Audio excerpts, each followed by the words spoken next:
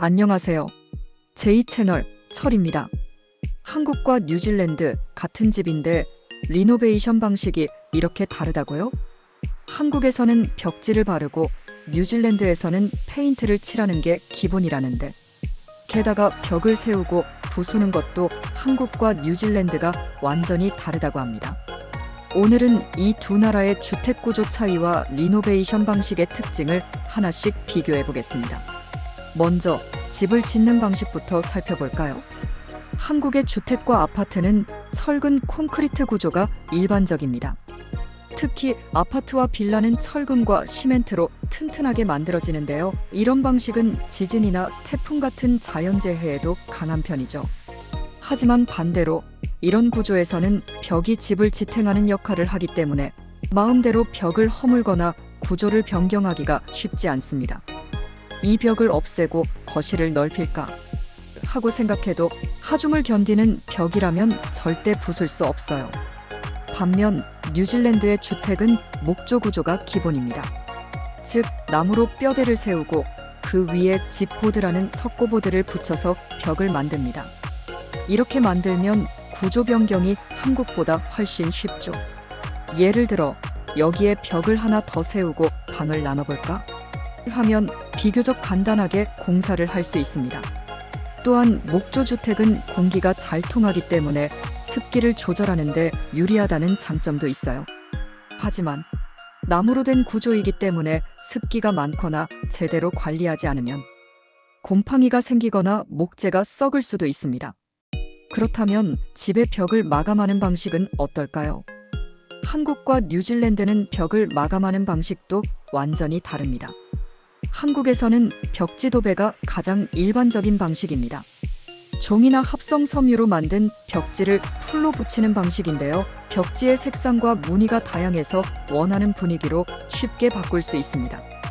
특히 요즘은 실크 벽지나 합지 벽지 등 여러 가지 재질의 벽지가 나오면서 친환경적이고 관리하기 쉬운 제품들도 많아졌죠. 하지만 벽지는 시간이 지나면 색이 바래거나 습기가 많으면 곰팡이가 생길 수도 있다는 단점이 있습니다. 그래서 한국에서는 몇 년마다 벽지를 새로 도배하는 것이 일반적이에요. 반면 뉴질랜드에서는 페인트 칠이 기본입니다. 석고보드, 집보드를 덧대고 그 위에 퍼티 작업을 한 뒤 페인트를 칠하는 방식인데요. 벽지와 달리 한번 칠하면 오랫동안 유지되는 장점이 있습니다. 또한 색깔을 자유롭게 선택할 수 있어서 원하는 분위기에 따라 집안을 꾸밀 수 있죠. 하지만 페인트는 때가 잘 타고 벽이 긁히면 쉽게 벗겨질 수 있다는 단점이 있어요. 그래서 뉴질랜드에서는 몇 년마다 페인트를 다시 칠하는 것이 일반적입니다. 특히 아이들이 있는 집에서는 벽이 더러워지기 쉬워서 일정 기간마다 리페인팅을 하는 경우가 많죠.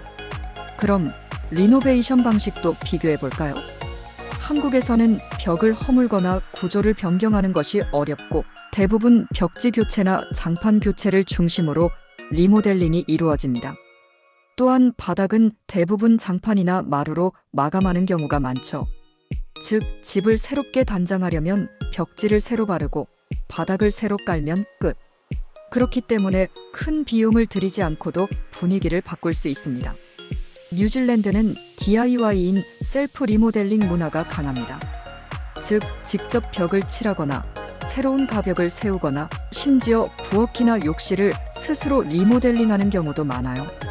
이런 문화 덕분에 뉴질랜드에서는 DIY 용품을 파는 매장이 많고 정부에서도 DIY 공사를 권장하는 분위기입니다. 하지만 목조 주택의 경우 오래된 집은 단열과 습기 관리가 중요하기 때문에 공사를 할 때 신중해야 한다는 점도 기억해야 합니다. 이렇게 비교해 보니까 한국의 집은 튼튼한 철근 콘크리트 구조지만 구조 변경이 어렵고 벽지는 주기적으로 교체해야 합니다. 반면 뉴질랜드의 집은 목조 구조라서 비교적 자유롭게 벽을 바꾸거나 리모델링할 수 있지만 습기 관리가 중요하고 페인트 칠을 주기적으로 해야 하는 특징이 있습니다. 여러분은 어떤 스타일의 집이 더 마음에 드시나요? 벽지를 바르는 한국식, 아니면 페인트를 칠하는 뉴질랜드식? 여러분의 의견을 댓글로 남겨주세요. 그럼 다음 영상에서 또 만나요. 안녕. 제2채널 철입니다. 감사합니다.